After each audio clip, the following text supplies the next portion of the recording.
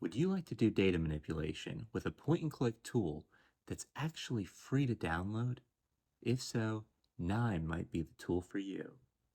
Hi, I'm Brian Amrine with Value Driven Analytics, and in this video, I'll provide a high level overview of Knime. With that said, let's head over to our PowerPoint. Let's talk about Knime. Knime is another point and click node based tool.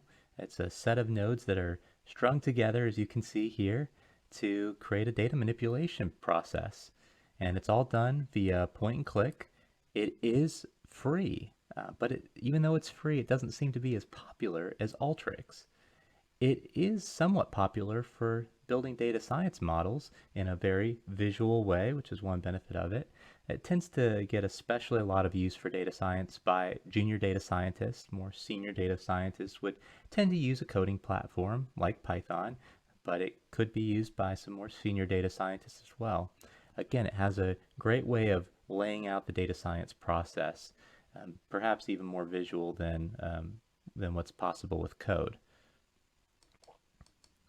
When you look at the popularity of Alteryx versus Knime, to point and click block based analytics tools, it's very clear that Alteryx is more popular, at least in terms of Google searches, than Knime. So to me, Knime is a best kept secret out there when it comes to point and click block based data manipulation.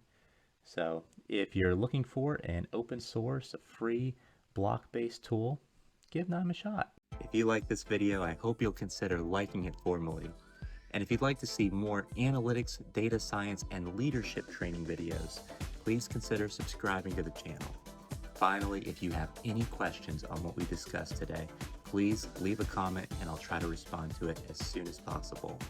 Thanks again for watching, and I'll see you in the next video.